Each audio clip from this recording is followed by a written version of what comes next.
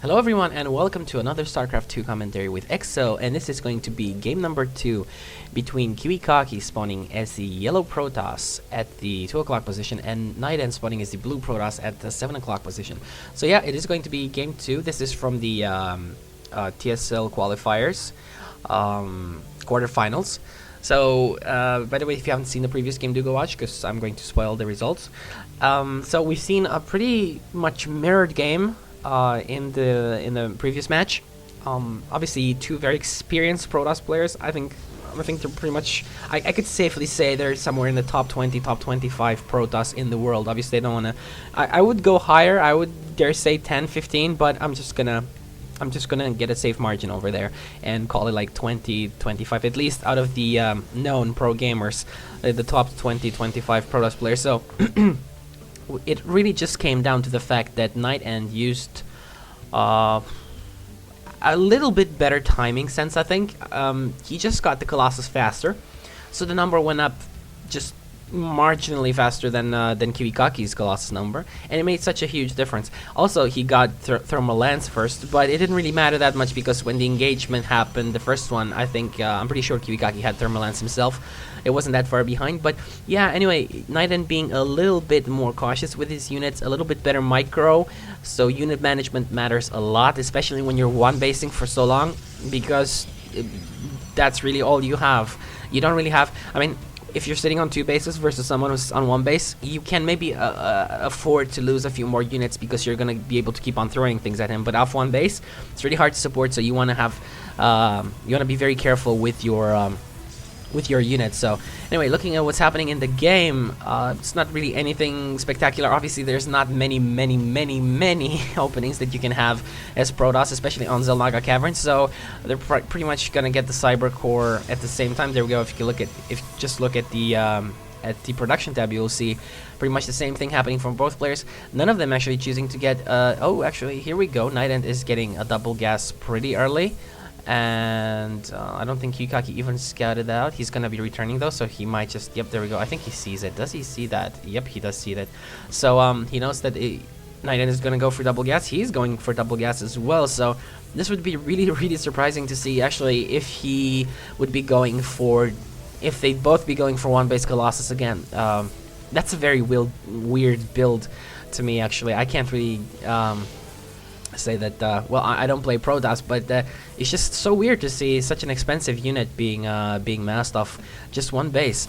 But anyway, we're just gonna have to see what happens. Both of them are chrono boosting, it seems. Yep, both are chrono boosting the warp gate research, so probably gonna see some additional warp gates being laid down very soon over here, close to the time when this upgrade is done. By the way, if you don't understand why this is always done like this, you'll always see one gateway and you see the cybernetics core and then you just see 3 gates popping up. Well, the reason for this is that oh, and interesting, is this walled off? Actually, I think there's a tiny choke over there for Zella to fit in.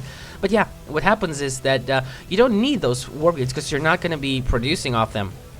I mean the gateways. So you just want to have them up when the research is finished, so then you can just warp in a lot of units. So pretty much that's the reasoning behind it. So you just want to keep the minerals and keep on pumping probes and so forth, and you're gonna have enough money when the warp gates are finished to warp in units from all of those gateways. So yeah, that's really how that works. And if you were wondering why people do this, but anyway. Looks like Kiwikaki is going for Twilight Council, so might see Dark Templar, might see Blink Stalkers, let's see. Nightend, meantime, has been laying down 2 additional gateways and a robotics facility, so let's see, what is this going to be? An Observer, maybe? Popping out fast, come on, Observer, no? Looks like these Stalkers took a poke at the ramp over there, but decided to back off. And yep, there we go, we have Blink for Kiwikaki, and, well, Nightend can't scout this for now, the Observer is on the way, but Blink is being chrono boosted, so let's see how Kiwikaki is going to be able to fare against Nightend with Blink. Obviously, Blink Stalkers are superior to non-Blink Stalkers, as you can micro them around better and do more damage and lose less units. It's really great, especially if you don't get it scouted. But I think that Nightend is gonna send that Observer. There we go. The Observer is on the way towards Kiwikaki's base. He's probably going to see that there is a Twilight Council up. He's probably even gonna see that these Stalkers will blink down here. So I'm not sure if this is blocked off. It might just be blocked off, and he's just gonna blink down over here, and using this pylon will warp in. He'll warp in additional units down at the ledge over here. So let's see. But Nightend is getting a Twilight Council of his own and an Immortal. So let's see. He's gonna see this. He's just gonna see it right now, warping some Stalkers up here, and obviously, there we go. He blinks out, and Nightend, did he actually see the blink? I'm not sure if he actually saw that blink, but we'll see in a moment. He's getting an additional Observer, not sure why. I'd most likely go for an Immortal in this case, but let's see. He's getting the Twilight Council is finished for Nightend as well, and here we go. We're gonna have a push from Kiwikaki. Let's see how much damage he is going to be able to do. Also, Proxy Pylon close by over here for reinforcements, and now let's see. The Stalkers are going to, nope, there we go, blinking back. One Force Field, and that's really, there is energy for one more Force Field, and perhaps even another one after that as the energy will recharge. So this will give Nightend to get additional units for the time being. He's chrono boosting another Immortal out. Needs to be very careful. Obviously, Immortal's really great against Stalkers, so gotta be very careful. You can see the shields dropping 50 damage over there, and Kiwikaki losing some units to the burst damage of the Immortal. Trying to snipe down the Immortal, being a little bit too greedy, but not overcommitting, obviously. Nightend is going to get the second Immortal out, though. There we go, second Immortal is out, and oops, might just lose that Stalker. And meantime, looks like Kiwikaki is going for Zealot Charge as well, so he's just gonna have a lot of, this is really great. He's also expanding, so he might just have a lot of gateway units with these upgrades. So Charge Lots and Stalkers are really good as a unit composition when you're fighting just gateway units. But the thing is, if you add some Immortals in the mix and the Immortals focus fire on the Stalkers are going to go down fairly fast. It's even hard to actually micro them with Blink, because the burst damage from the Immortals is so high. But taking a look at Nightend, he's getting a Dark Shrine. I'm not sure I agree with this decision, but we'll just have to see what this leads to. And obviously, if you can get some good strikes in there without your opponent noticing, your Dark Templar are gonna do a great job.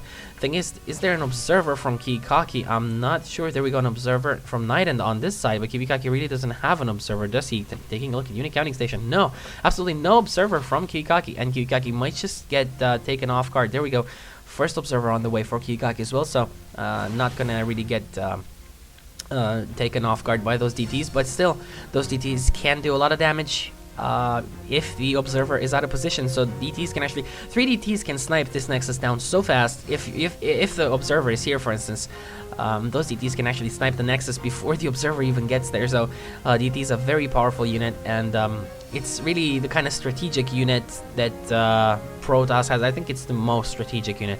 That and High Templar, I believe. But I think Dark Templar can do so much damage in such a short amount of time. You don't really need to get a lot of them, but just like 3 or 4 Dark Templar and take down like 2 expansions.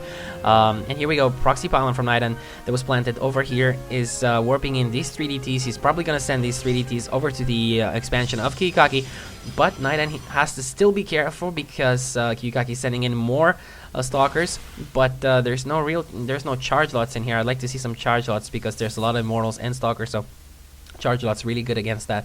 Nightend is getting Blink of himself right now. There we go, sniping that Observer down, and Nightend is going to be sending these DTs over to the natural, and he might just snipe this Nexus down. There's no Observer close by, there's no cannon, no Forge even, so this Observer is way out of position for Kiwikaki. And here we go, the DTs are just going for the Nexus. So like I said, look at this. The DTs are doing so much damage. Kiwikaki going for 2 Stargates and a Forge right now, but this Nexus is just going to go down so incredibly fast. He's moving his forces back, but the Observer is so out of position. Trying to put some force fields down. That's very nice, blocking off most of the Dark Templar, but there's still one left doing the damage over here. The rest of the Dark Templar are doing damage to the probe line, and he just moves back his Dark Templar. So there we go. Took down an expansion. The Observer is like, hi guys, I'm on my way. And everyone else is like, no dude, we died, we lost the Nexus, go back to where you were. And the Observer starts to cry. So yeah, that's really what Dark Templar are able to do. So obviously Nightend in a much better position right now. He's sitting off on 2 bases, mining off his natural, while Kiwikaki is not really. He's just planting his Nexus up again, losing a lot of money and mining time. So we're just gonna have to see how this evolves. Looks like Kiwikaki is gonna go for a robotics bait, try to get some Colossus out, while Nightend is getting Zealot charge of his own right now, and he has a lot of Zealots.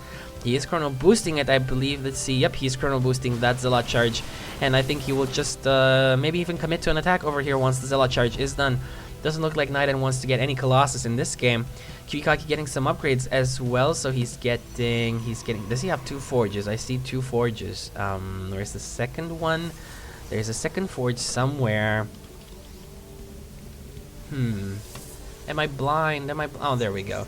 So yeah, getting armor and attack upgrades, but I don't think it's really gonna matter that much because he's not really upgrades is not really what you need right now when you're at a disadvantage unit wise. You want to get the upgrades when you have a lot of units, which he doesn't right now. He needs to probably invest more in units, but here we go.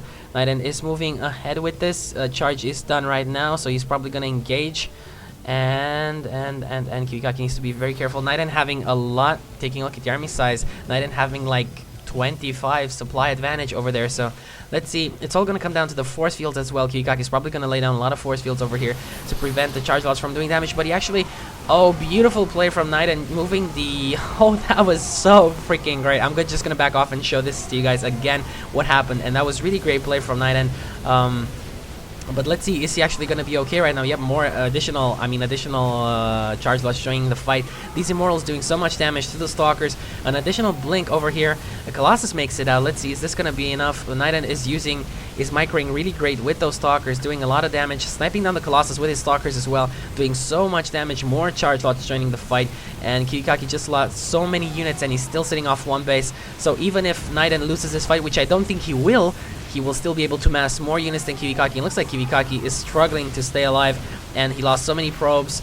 I don't think there's anything that Kiwikaki can really do right now. Nightend is just shoving in so many forces at Kiwikaki, so wow, this was like such great play over there from Nightend. He knew exactly what was going to happen, and he, yeah, what can I say?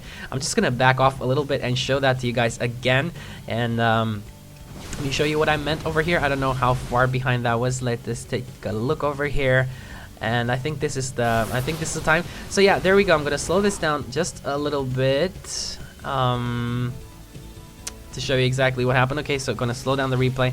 There we go, on normal speed. So here's what happens. Kiwikaki will obviously lay down force fields over here to block the Stalkers off, so he can take care of the Zealots. But Nightend just blinks over. Kiwikaki, I think, had no idea that Nightend had the blink. And right now, the Stalkers are doing a lot of damage as well, while the Zealots are doing their damage and tanking a lot of the damage from the Stalkers over here. And now that the force fields are down, the Immortals are coming to work on these forces as well. So, yeah, anyways, that was really great play. This battle over here was really, really decisive. And maybe if Kiwikaki had held this off, maybe he'd have a chance because he had his natural up again, and both players would have more or less the same standing in the game, but that didn't happen. So Nightend takes the game and he qualifies to the semifinals. So yeah, great game, to be honest. A very solid game again from 2 Protoss players, 2 very good Protoss players, and we can see just how much difference 3 Dark Templar can actually make in a game like this. And obviously, also Blink made a huge difference over here because I'm pretty damn sure Kiwikaki had no idea that Nightend had the Blink. So it really did pay off for Nightend. Nightend really knows how to make his choices in the game and what to get, what not to get. And generally, I'd say that Nightend is not really that much of an adaptive player. He just has his own game, which is really great because when you have your own game, you're going to play much more solid than you do if you adapt. There's a lot of players who play adaptive, like you see that, you're going to react this way, you see that, you're going to react this way. Thing is, Nightend is usually the one who makes the other guy adapt to him, which is always a good thing because you don't want to be the one who reacts all the time. You want to force the other person to actually, because making the other person change his plans will mess with his build, or will make him just use more effort, so to speak, in that game to adapt to what you're doing. So obviously always keep that in mind, and if you can try keeping pressure and be the one who dictates the game, try to do that. Okay, that's it for me right now. I hope you've enjoyed these 2 games, and subscribe if you like what you see, and to my subscribers, thanks for tuning in. Hope you like these games, and yeah, I'll see you guys next time, and stay tuned for more videos.